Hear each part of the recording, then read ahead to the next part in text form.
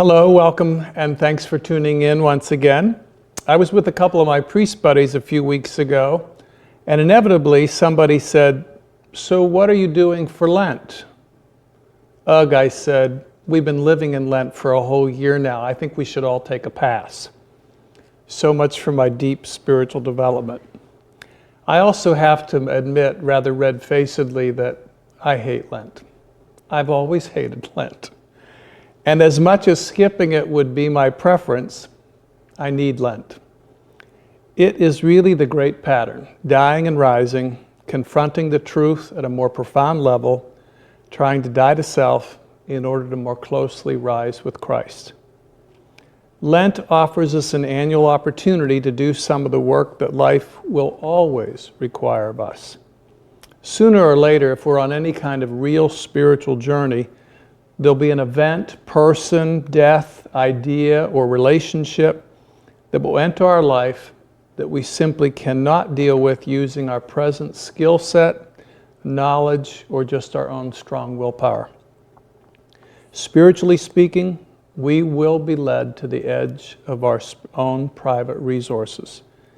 And at that point, we will stumble over a necessary stumbling block, as Isaiah calls it.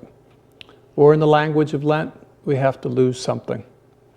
This is the only way that life, fate, God, grace, mystery can get us to change, to let go of our egocentric occupations and go on the further and deeper journey. I'd love to be able to say that this is not true, but it is an absolute in the spiritual literature of all the world. None of us ever want to leave our present comfort zone. Why should we, or why would we? None of us do so unless we are forced to.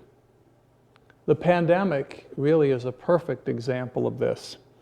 We've had to reduce so many things in our lives: work, rearrange family living arrangements and connections, even the way we celebrate Mass and receive communion.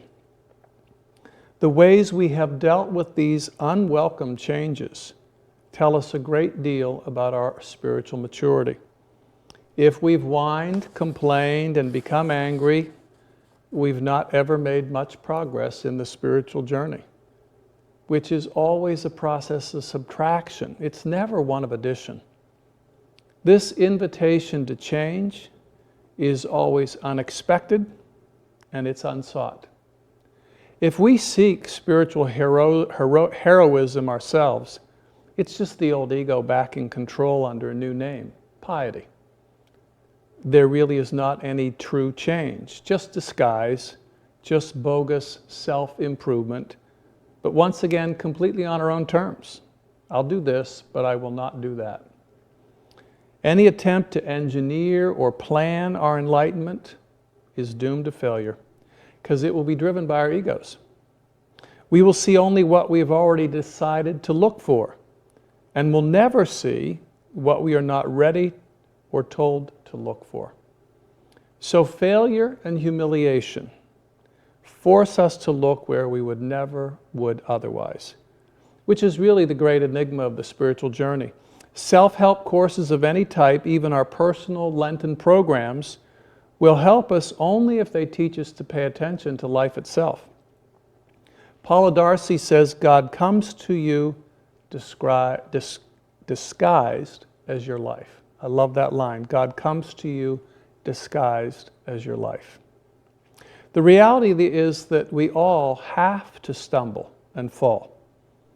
And that does not just mean reading about it or listening to somebody talk about it, as you are now, but we actually have to be out of the driver's seat for a while, or we will never learn how to give up control to the Holy Spirit.